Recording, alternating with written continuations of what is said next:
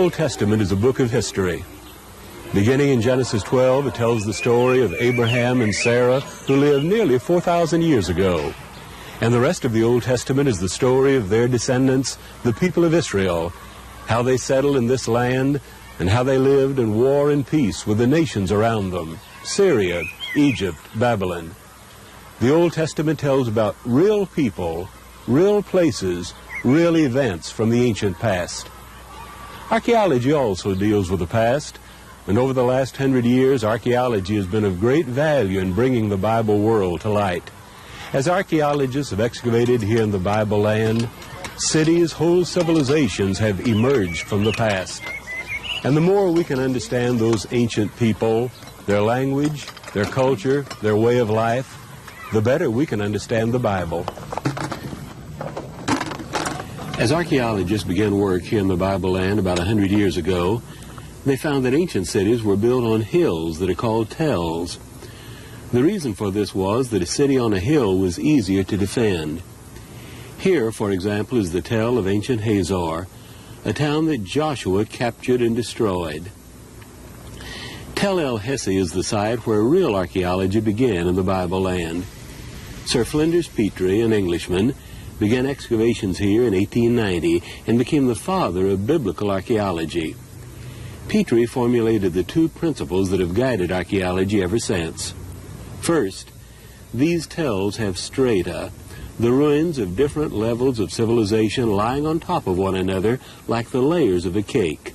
And second, broken pottery that is found everywhere is the key to dating the different levels.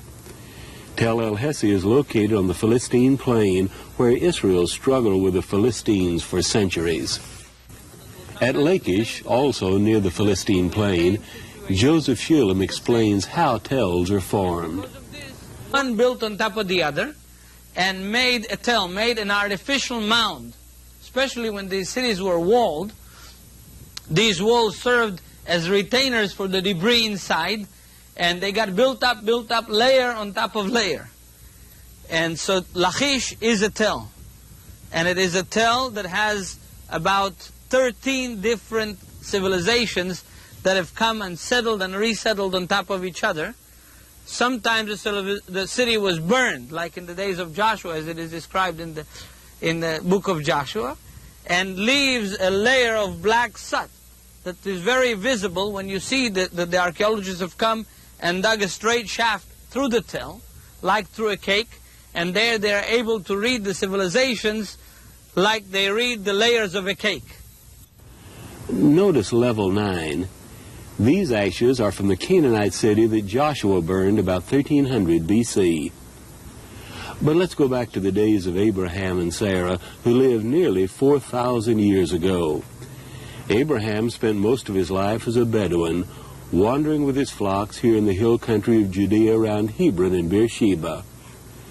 But Abraham came to this land from Ur of the Chaldees, 1,000 miles to the east in modern Iraq. Ur was excavated in the 1920s by Leonard Woolley. He found a pyramid called a ziggurat, built long before the time of Abraham. It's been restored. Woolley also found a royal tomb with some beautiful treasures in it. One is the standard of Ur, little figures made of white seashell set in a background of blue stone. It's a panorama of war and peace. Soldiers and chariots march off to war, and after the victory they celebrate with a feast. A bullock is about to be sacrificed. And notice the musician playing on a lyre. Archaeologists found a lyre like this at Ur, shaped like a bull and overlaid with gold, and several hundred years older than the time of Abraham. After Abraham left Ur and came into the Bible land, he lived as a Bedouin, wandering over the Judean hills with his flocks. When we visit a Bedouin tent today, we see a way of life that is almost unchanged from the days of Abraham. And when we visit this old Bedouin man, we might be looking into the face of Abraham. Abraham was not a builder, so we have no ruins of anything that he built, not even an altar. But there is one archaeological site at Hebron that is very important because of Abraham. The tomb of the patriarchs is built over the cave of Machpelah. When Sarah died, Abraham purchased the cave of Machpelah from Ephron the Hittite. Sarah was buried here in the cave, later Abraham, then Isaac and Rebekah. Then in the years just before Jesus was born, Herod the Great built these massive walls around the site. This is typical Herodian construction, and it's the largest Herodian building that is still standing anywhere in the Bible land. Notice the stone work with a marginal draft around each stone. We'll see the same kind of stone work around the Temple Mount in Jerusalem. The Tomb of the Patriarchs has been a Muslim shrine since the 7th century, so no archaeological work is allowed here, and we have no idea what might be found in the cave. Here's another site that may be connected with Abraham. Genesis 13 tells how Abraham came and pitched his tent by the oaks of Mamre at Hebron, and most scholars believe this is the site of the oaks of Mamre. There's an ancient well here, and some believe that it was dug by Abraham. Herod the Great built a wall enclosing the area, and some of these stones have the margin around them like the other Herodian buildings. Then in the 4th century, the Emperor Constantine built a large church here with Abraham's oak in the atrium. Many of these ruins are of that church. 3 generations after Abraham, his family went down into Egypt. They followed an ancient road, the way of the sea, that is still traveled today. We have archaeological evidence that Semitic people often migrated to Egypt in time of famine. Archaeologists have found a tomb painting at Beni Hassan showing 34 Semitic people coming into Egypt. They are led by a man named Abishar. The men carry weapons and musical instruments, and they are followed by women and children. Semitic people entering Egypt 200 or 300 years before Jacob and Joseph.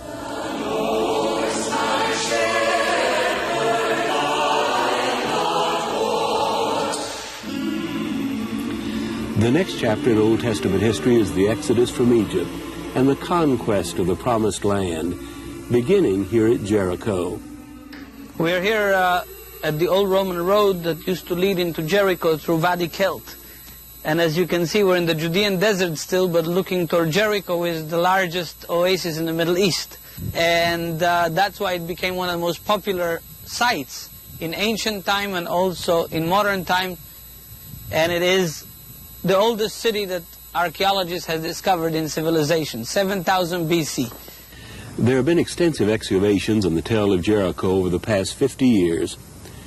Archaeologists have found the old city wall that goes back to around 2000 BC. Sun-dried mud bricks can still be seen in the walls. John Garstang excavated at Jericho in the 1930s, and Garstang believed that he had found the walls from Joshua's day, the walls that fell down when Israel marched around the city. But later archaeologists like Kathleen Kenyon have decided that Garstang's dating was wrong and that the walls from Joshua's time have not been found. One of the most important discoveries at Jericho is a stone tower that is more than 20 feet tall.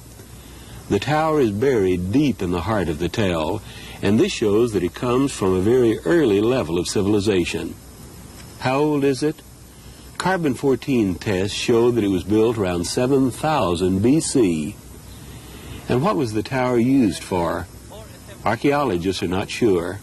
So the tower could have been for fortification or could have been as a type of a ziggurat, holy site, place of worship for some Canaanite deity. But it is recorded here that there were already community projects at 7000 BC, which makes Jericho the oldest city in human civilization. The Israel Museum has some beautiful pieces of art from Jericho. This is the head of a statue that Garstang found, and it goes back to about 6000 BC, nearly as old as the tower. Garstang also found this vase with a human face and a sharp nose and chin. It was made about 1600 BC. The Israel Museum calls it a masterpiece of Canaanite art, and it shows the high level of civilization in the land before the conquest.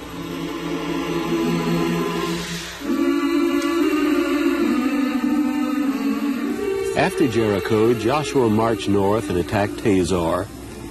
Hazor is the largest tell anywhere in the Bible land, and it had been an important Canaanite city in the north for 500 years. It was even protected by a moat around the tell. But according to Joshua 11, the Israelites captured Hazor and burned it, and archaeologists have confirmed that destruction in the 13th century BC. 300 years later, Solomon rebuilt Hazor and made it one of his 3 chariot cities. Archaeologists have found the city gate of Solomon's city with its 6 chambers, and they have found a casemate wall. A casemate wall is a double wall, much stronger than a single wall. Later kings, like Ahab, continued building at Hazor. Here is a large storage area with standing pillars from the days of Ahab. The ancient water system of Hazor was discovered by Yigael Yadin in 1968. Yadin found a vertical shaft 90 feet deep, and at the bottom of the shaft, a sloping tunnel 75 feet long that went down to the natural underground springs. This ensured that Hazor would have a water supply in time of siege. And it shows that Hazor was an important city guarding Israel's northern border in the days of Omri and Ahab.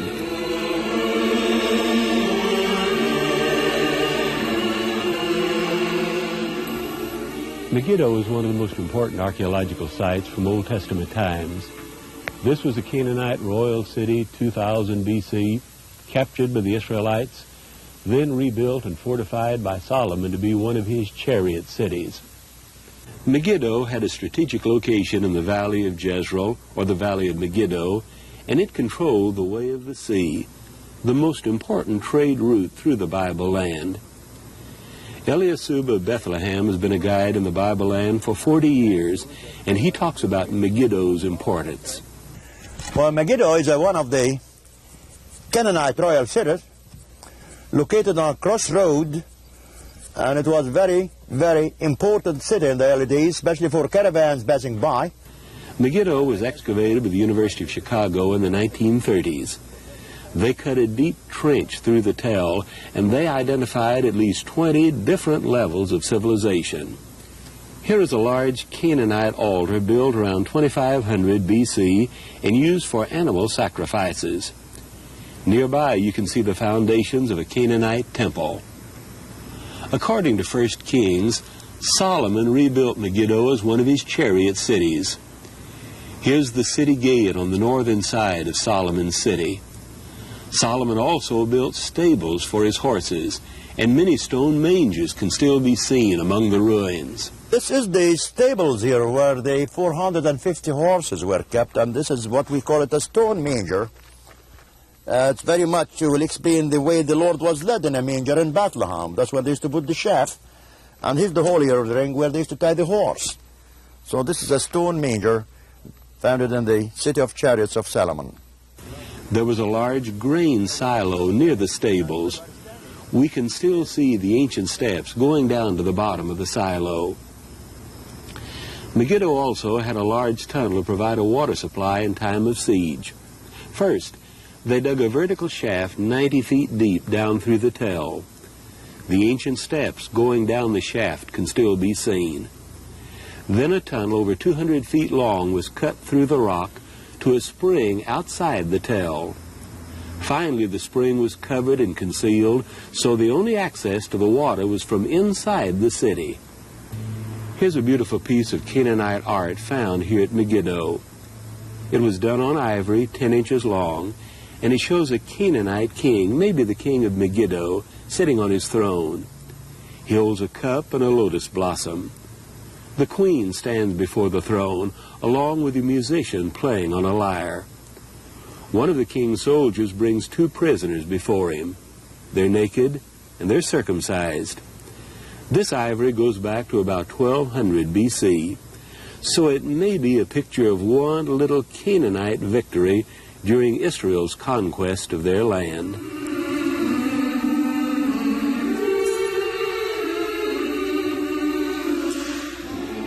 Following the conquest and the judges, the Old Testament story turns to David and Solomon and to the temple in Jerusalem.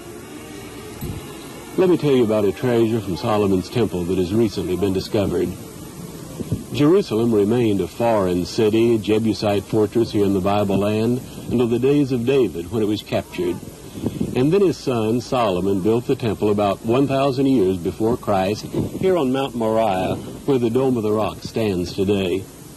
The dome is a Muslim shrine. No archaeological work is allowed on the Temple Mountain, and we have no idea what remains of Solomon's temple might survive underground. But recently there was discovered a small pomegranate made of ivory. The little pomegranate has an inscription in archaic Hebrew, and it says, "Belonging to the temple of the Lord, holy to the priests." Scholars believe that this pomegranate was carried on the top of a scepter, a decoration, by priests in Solomon's temple. If so, it's a priceless treasure. It is the only artifact from Solomon's temple that has ever been discovered.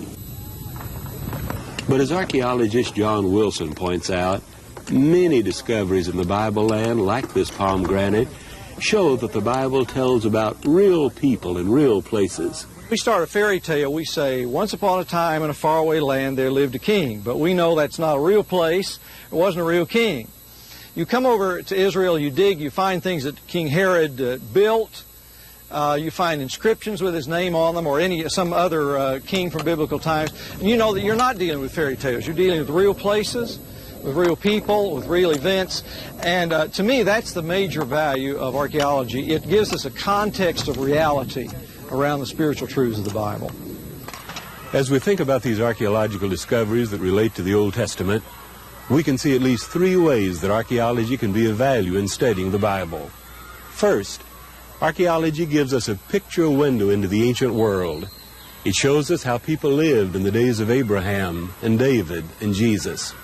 Second, archaeology helps us to understand the Bible, because the more we know about the biblical world, the better we understand the events of the Bible that happened within that world. And third, discoveries of archaeology have sometimes confirmed the historical accuracy of the Bible in very specific ways.